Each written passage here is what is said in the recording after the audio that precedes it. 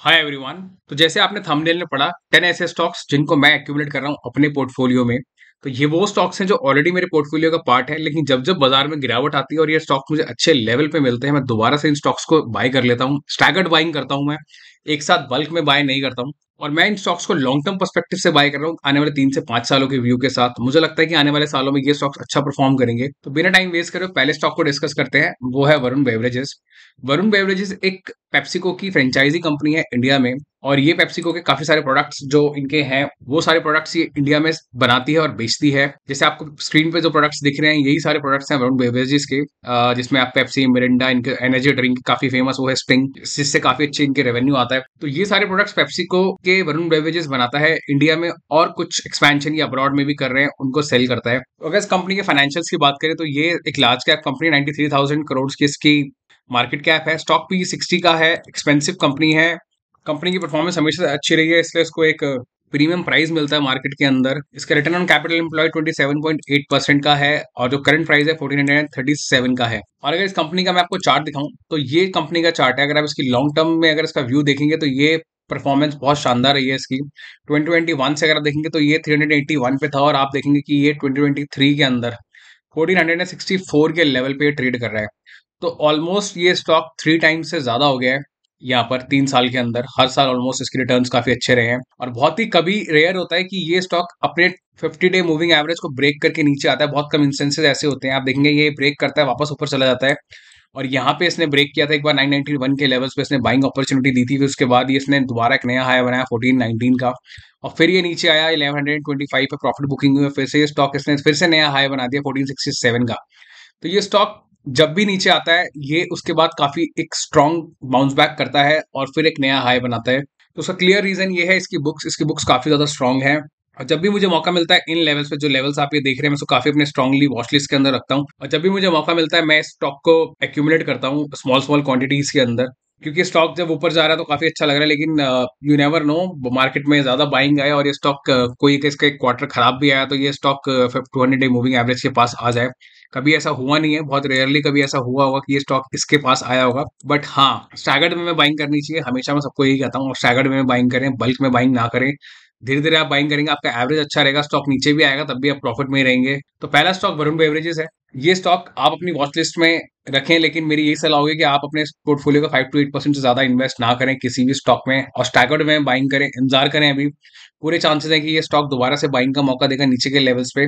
तो first stock ये हुआ। चलते हैं अपने दूसरे स्टॉक की तरफ। दूसरा स्टॉक है केपीआईटी टेक्नोलॉजीज, और ये स्टॉक भी काफी पॉपुलर स्टॉक है। इसका पीई भी बहुत ज्यादा 67 का पीई है। बट जैसे मैंने आपको बताया, हाई पी कंपनीज वही होती है जिनमें ग्रोथ ज्यादा होती है। और अगर आप किसी कंपनी को ऊपर के वैल्यूएशन पे बाय कर रहे हो, उसमें अगर पोटेंशियल है ऊपर जाने का, तो वो स्टॉक आपको आगे भी रिटर्न्स बना के देगा। और ये एक मिड कैप कंपनी है, 23,000 करोड़ की इसकी मार्केट कैप है। आईटी कंपनी है ये। ऑटोमोबाइल सेक्टर के अंदर ये सॉफ्टवेयर बनाती है और अपने डिजिटल प्रोडक्ट्स बनाती है। वो ग्लोबली इनका बिजनेस है।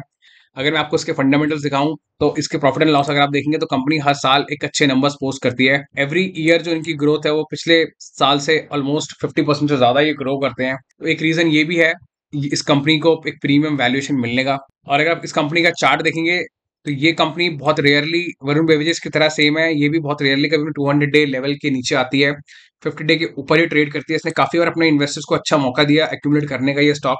अभी रिसेंटली जेपी मॉर्गन की तरफ से एक न्यूज आई थी कि ये स्टॉक 550 के लेवल्स के आसपास ट्रेड करेगा, इसके अंदर दोबारा पोटेंशियल नहीं आगे जाने का। बट इस तरीके की न्यूज आती रहती है। स्टॉक आप देखेंगे वापस से बाउंस बैक करेगा। इसने एक लो बनाया है यहाँ पे 760 के लेवल पे, और अब ये स्टॉक वापस से 855 पे ट्रेड कर रहा है। तो इस तरीके की न्यूज मार्केट में आती रहती है, फंड हाउसेज अपनी न्यूज निकालते रहते हैं, लेकिन स्टॉक वापस से बाउंस बैक कर जाता है। उसका क्लियर रीजन ये है कि उसके जो फंडामेंटल्स है बहुत स्ट्रांग है, कंपनी प्रॉफिट्स बना रही है।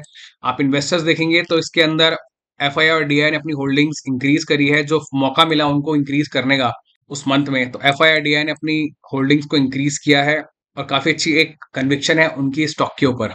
तो ये है नंबर 2 स्टॉक जो मैं अपनी वॉच लिस्ट में रखता हूँ, और जब भी ये स्टॉक नीचे आता है तो मैं कोशिश करता हूँ इसको एक्यूमुलेट करने की। बात करते हैं थर्ड कंपनी की। थर्ड कंपनी है कल्याण ज्वेलर्स लिमिटेड। ये कंपनी आपको पता ही है, ज्वेलरी की कंपनी है। इनके शोरूम्स हैं इंडिया में। ये गोल्ड ज्वेलरी बनाते हैं, डायमंड ज्वेलरी बनाते हैं इंडिया के अंदर। इसकी मार्केट का 10,000 करोड़ की है, और इसका स्टॉक भी 24.5 का है, आरओसी 9.36 का है। ये कंपनी मैं इसीलिए एक्यूमुलेट कर रहा हूँ, मैंने भी रिसेंटली इसको बाय करना शुरू किया है पिछले लास्ट 3 मंथ से। और मैं इसको इसीलिए एक्यूमुलेट कर रहा हूँ क्योंकि इनकी जो लास्ट कॉन कॉल हुई थी, कंपनी ने क्लियरली बताया था कंपनी 52 न्यू स्टोर्स ओपन करेगी इंडिया में, और वो इस साल ओपन कर देगी, इस कैलेंडर ईयर के अंदर, जनवरी से लेकर दिसंबर तक 52 न्यू स्टोर्स। करंट में जो कंपनी के स्टोर्स हैं 130 के आसपास हैं, और 52 न्यू स्टोर्स ओपन करने का मतलब है आप क्लियरली समझ रहे हैं कि ऑलमोस्ट 40% से जो इनके स्टोर्स हैं वो इंक्रीज हो जाएंगे इंडिया इंडिया के अंदर।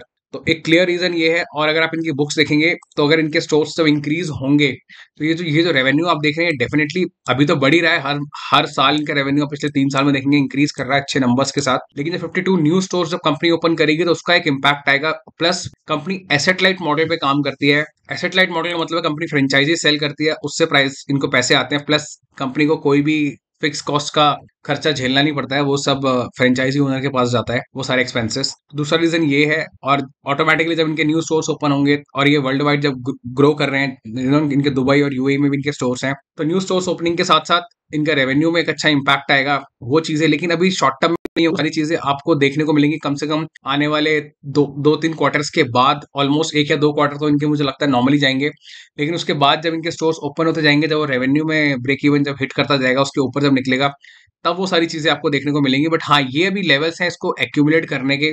कंपनी की बुक्स में क्लियरली आपको एक चीज नोटिस करनी है, वो है इनकी बोरोइंग्स। कंपनी के ऊपर बोरोइंग्स है 4,000 करोड़ की, और वो 4,000 करोड़ की जो इनकी शॉर्ट टर्म बोरोइंग्स है इस साल पे करनी है, कंपनी ने क्लियरली उसके लिए एक रनवे बना रखा है उसको पे करने का। और इनकी लॉन्ग टर्म बोरोइंग 17 करोड़ की, जो कि ऑलमोस्ट अब ना के बराबर है। ये भी कंपनी, इनके पास में एसेट्स हैं, वो सेल करके इसको एंड कर देंगे इन बोरोइंग्स को भी। तो इनके फंडामेंटल्स बहुत स्ट्रांग है। मैंने इनकी कॉन कॉल पढ़ी है, इनके ऊपर डिटेल्ड वीडियो मैंने बनाया था, एक एक चीज मैंने शेयर करी थी उस टाइम पे आपके साथ कि कंपनी में क्या खासियत है, कंपनी क्यों आपको ये स्टॉक इतना मजबूत है, और ये क्यों मुझे लगता है कि आने वाले 3 साल 5 साल के अंदर बहुत अच्छी परफॉर्मेंस ला करके देगा आपको। और अगर आप इसके चार्ट पे नजर डालेंगे तो ये चार्ट के अकॉर्डिंगली इसने 135 का एक हाई बनाया था, वो भी in the month of December के अंदर, और अभी ये 135 से आप देखेंगे 102 के लेवल्स के आसपास कहीं ट्रेड कर रहा है। तो काफी अच्छे डिस्काउंट पे ये स्टॉक अभी यहाँ पे आ रहा है, धीरे धीरे करके एक फेयर वैल्यू पे आपको मिल जाएगा। और मैं बस उम्मीद कर रहा हूँ कि ये कहीं पे 200 डे मूविंग लाइन के पास में आएगा या इसके नीचे आएगा, तो कहीं मैं इसको यहाँ पे कहीं एक्यूमुलेट करूंगा। तो ये स्टॉक अगर आप भी बाय करें तो लॉन्ग टर्म के लिए करिएगा, शॉर्ट टर्म के लिए बाय नहीं करिएगा, क्योंकि शॉर्ट टर्म में हो सकता है प्राइस और नीचे आ जाए तो आप पैनिक करके इसको सेल कर दें लॉस में। अगर आप लॉन्ग टर्म का व्यू लेके चलेंगे तो डेफिनेटली आपको अच्छे एक रिटर्न्स बना करके देगा, क्योंकि लॉन्ग टर्म में जब इनके स्टोर्स ओपन होंगे तो रेवेन्यू आपको क्लियरली नजर आएगा, इनकी प्रॉफिट आफ्टर टैक्स की पूरी पिक्चर नजर आएगी। तो आप इसको स्टैगर्ड वे में बाइंग करना अगर करेंगे तो ये हुआ थर्ड स्टॉक, कल्याण ज्वेलर्स, लॉन्ग टर्म पर्सपेक्टिव से। और इसके वैल्यूएशंस अगर आपको और डिटेल में जानने हैं, इसके बारे में अगर आपको और अच्छे से समझना है, तो मैंने प्रॉपर ये एक डिटेल्ड वीडियो बनाया है, 15 मिनट का वीडियो है, काफी सारी चीजें मैंने आपके साथ एक डिटेल शेयर करी है इसके अंदर, तो आप इसको यहाँ पे जाके कंसिडर कर सकते हैं। अब बात करते हैं अपने फोर्थ स्टॉक की। फोर्थ स्टॉक है जुबिलेंट फूड वर्क्स। ये स्टॉक मुझे इसलिए अच्छा लगता है, क्यों? क्योंकि ये कंपनी जो है ऑल ओवर इंडिया के अंदर इनका बिजनेस है, और ये कंपनी बहुत पुरानी है, काफी स्ट्रांग है कि इनका नेटवर्क है पूरे इंडिया के अंदर, काफी अच्छे वैल्यूएशन पर ये कंपनी अवेलेबल है। 450 पे आज ये स्टॉक ट्रेड कर रहा है। जब मैंने इसका वीडियो बनाया था तब ये स्टॉक आई थिंक 412 के लेवल पे इसने बॉटम बनाया था उस टाइम पर, तब मैंने आपको ये सजेशन दिया था इसको बाय करने के लिए। इस कंपनी की एक जो खास बात वो ये है कि कंपनी की जो मैनेजमेंट है, मैंने पूरी कॉन कॉल उसमें आपके साथ शेयर करी थी। कॉन कॉल में मैनेजमेंट ने क्लियरली बताया जो न्यू स्टोर्स वो ओपन कर रहे हैं इंडिया में और अब्रॉड में, एक वो, दूसरा मैनेजमेंट काफी ज्यादा स्मार्ट है, वो ग्राउंड पे जाके कस्टमर्स के साथ सर्वे करते हैं, और फिर जो फीडबैक वहां से मिलता है ये उसके बेसिस पे अपने स्टोर्स को मॉडिफाई कर रहे हैं, चेंजेस ला रहे हैं उसके अंदर।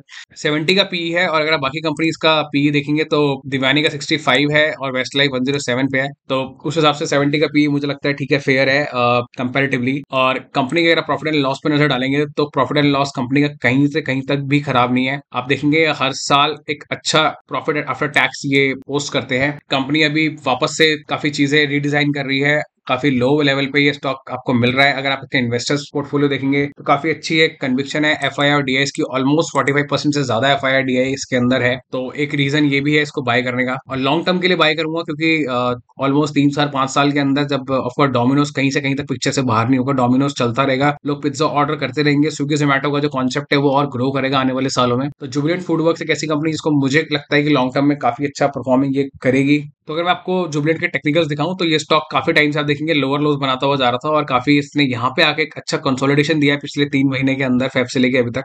और 420 का जो लेवल है एकदम प्रॉपर एक स्ट्रॉन्ग सपोर्ट बन के आया है यहाँ पर। और यहाँ से स्टॉक वापस से अभी ये ऊपर की तरफ ट्रेड कर रहा है, 450 के लेवल्स पे आ गया है। अभी भी स्टॉक में कोई ऐसा अप ट्रेंड नहीं नजर आ रहा, हो सकता है दोबारा नीचे आ जाए। बट हाँ, ये जो जोन है 450 से लेके 420 का, ये अच्छा जोन है बाइंग करने के लिए। तो अगर आप कंसिडर कर रहे हैं तो ये लेवल्स इसके फेयर हैं अभी बाय करने के लिए। बट मैं बार बार ये बोलूंगा, मेरी तरफ से कोई रिकमेंडेशन नहीं है, आप अपनी एनालिसिस एक बार खुद करें, अपने एडवाइजर से एक बार जरूर कंसल्ट करें, तभी किसी स्टॉक में पोजीशन बनाएं और अपने रिस्क पोर्टफोलियो के अकॉर्डिंगली बनाएं। अगर कोई स्टॉक आपको लगता है स्मॉल कैप है, मिड कैप है और लार्ज कैप ही एक्यूमुलेट करते हैं, तो आप स्मॉल कैप और मिड कैप को बाय करने से पहले अपने एक बार एडवाइजर से जरूर कंसल्ट करें, तभी आप उसमें पोजीशन बनाएं।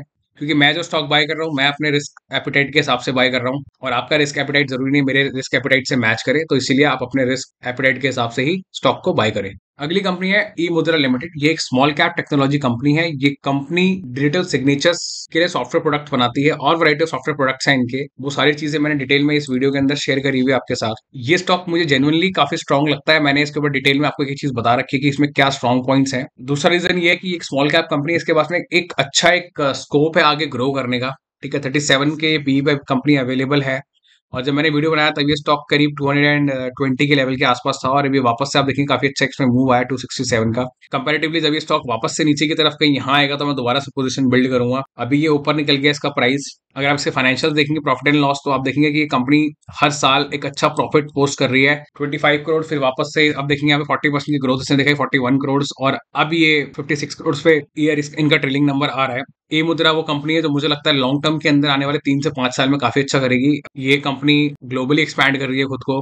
FIRDI की अच्छी है, कन्विक्शन है इसमें, ऑलमोस्ट 15% से ज्यादा FIRDI की होल्डिंग है इसमें। तो नेट नेट यही है, कंपनी मुझे ये स्ट्रांग लगती है। इनके ऊपर ज्यादा बोरिंग्स नहीं है, स्मॉल कैप कंपनी है, ग्रो कर रही है एक ऐसे टेक्नोलॉजी स्पेस में जहाँ प्रोडक्ट सेल करती है। प्रोडक्ट बेस्ड कंपनी है, सर्विस बेस्ड कंपनी नहीं है। प्रोडक्ट बेस्ड कंपनीज और सर्विस बेस्ड कंपनीज क्या है वो मैंने अपनी वीडियोस में बता रखा है, आप उन वीडियोस को जरूर चेकआउट कर सकते हैं। तो फिफ्थ कंपनी ये है जिसके अंदर मैं पोजीशंस बिल्ड कर रहा हूँ। आप देख सकते हैं ये भी यहाँ पर है प्राइस, इसने काफी अच्छा एक रन दिया है। अगर ये प्राइस कहीं दोबारा से नीचे आएगा इस लेवल के पास 240 के पास, तो मैं फिर से इसको अक्यूमुलेट करूंगा और फिर होल्ड करूंगा इसे लॉन्ग टर्म के लिए। स्मॉल कैप कंपनी है, रिस्क हाई है इसको होल्ड करने में, तो अगर आप इसमें पोजीशन बनाए तो अपने, जैसे मैंने पहले ही बताया अभी, कि रिस्क के हिसाब से बनाए, फिर रिस्क कैपिटाइट के हिसाब से, तभी आप किसी कंपनी में पोजीशन बनाए। तो ये है 5 स्टॉक्स जिनको मैं एक्यूमुलेट कर रहा हूँ लॉन्ग टर्म पर्सपेक्टिव से, जिनको मैं रेगुलरली वॉच लिस्ट में रखता हूँ अपनी। टोटल ऐसे 10 स्टॉक हैं जो मैं आपके साथ शेयर करूंगा। ये 5 हैं। ये पार्ट 1 है वीडियो का। वीडियो थोड़ा लंबा हो जाएगा इसलिए मैंने इनको 2 पार्ट्स में डिवाइड किया है। ये पार्ट 1 है वीडियो का। इन 5 स्टॉक्स के रिगार्डिंग अगर आपको कोई भी क्वेश्चन है तो कॉमेंट में जरूर लिखें, मैं आपको जरूर उसका आंसर करूंगा। और ये 5 स्टॉक में से कुछ स्टॉक ऐसे हैं जो यहाँ आपको मिल जाएंगे, उनकी डिटेल एनालिसिस वीडियोस आपको मिल जाएंगे, तो आप जरूर चेक कर सकते हैं यहाँ पर। ये पार्ट 1, और मिलते हैं पार्ट 2 में। Thank you.